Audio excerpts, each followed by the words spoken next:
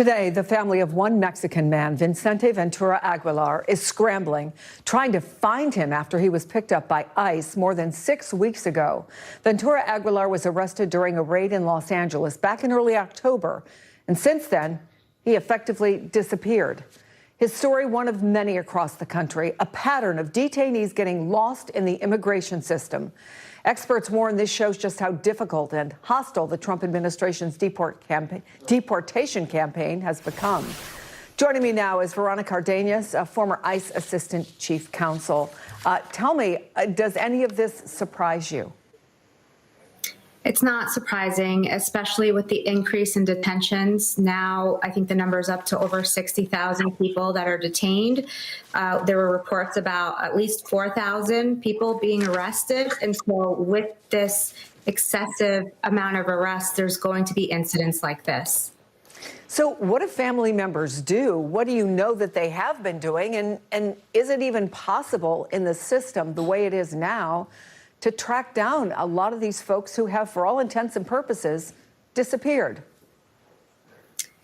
Yeah, and I think the best advice is for anyone who has, who may be picked up by ICE, for the family members to have a copy of all their documentation, because the system works on exact matches only. So if there's one letter spelled incorrectly, either by ICE or on the document, they're going to have trouble finding their family members. And so they should have a copy of all their documentation when they look at the system.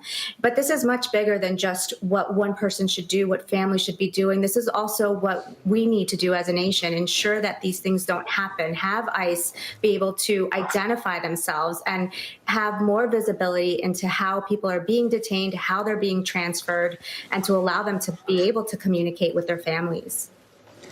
I also want to bring in MS Now's David Noriega, who is joining me here on set. So we started, David, by talking about Vicente Ventura Aguilar and how his family is desperately scrambling to try to find him. Tell us more about that in the context of what I know has been your ongoing reporting on this subject.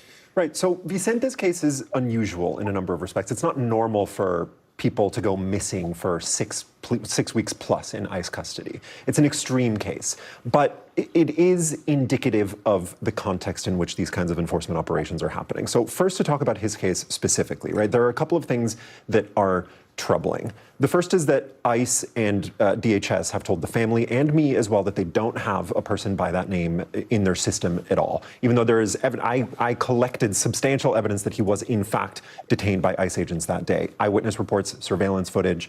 It is possible that he used a different name, which might explain some of the bureaucratic confusion. But what his lawyers and his family say is that the authorities who had him in their custody should be doing more to find him than they currently are doing, right? They should be running biometric data, calling hospitals, because that's the other thing that's troubling here, is that a person who was detained with Vicente, who was subsequently deported to Mexico, whom I spoke with on the phone, told me that Vicente suffered a medical emergency while he was in custody. He appeared to lose consciousness. His limbs were sort of shaking. It's what you might describe as a seizure, but because we don't know what actually happened to him, we don't know what it actually was. Advocates and lawyers have told me that one of the ways that people kind of fall off the grid in ICE custody is when they wind up in hospitals because they're injured during the course of their arrest or have some kind of pre-existing condition.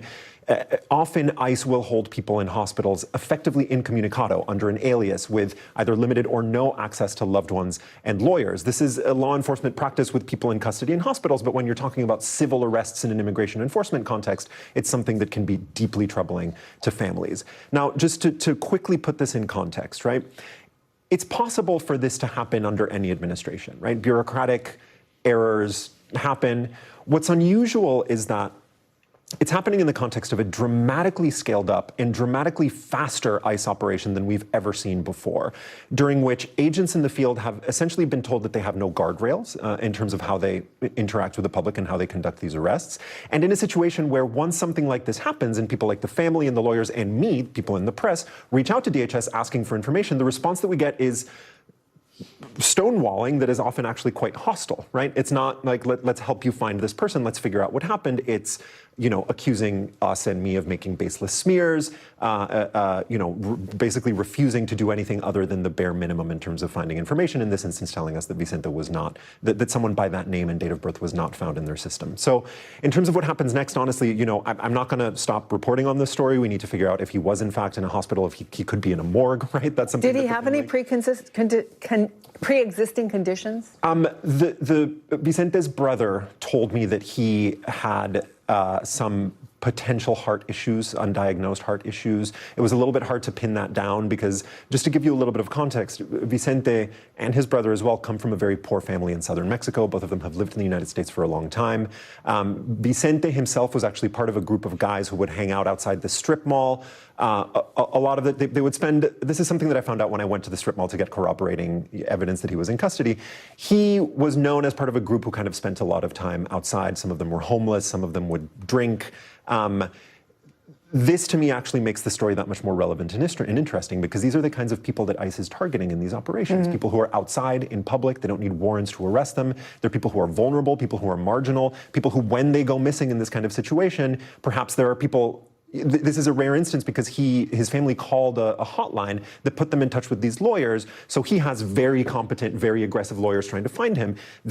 One of the concerns is, what if there are people out there who don't have lawyers who are trying to find them? People who are in similarly kind of marginal situations, might have health problems, might wind up in hospitals or morgues. The point is that the system has been modified in such a way, right? I quoted in my story, acting ICE Director Todd Lyons said back in April that he wanted ICE to function like Amazon Prime, but for human beings, right? In terms of the speed and the scale with which they move people from place to place and they process people, right?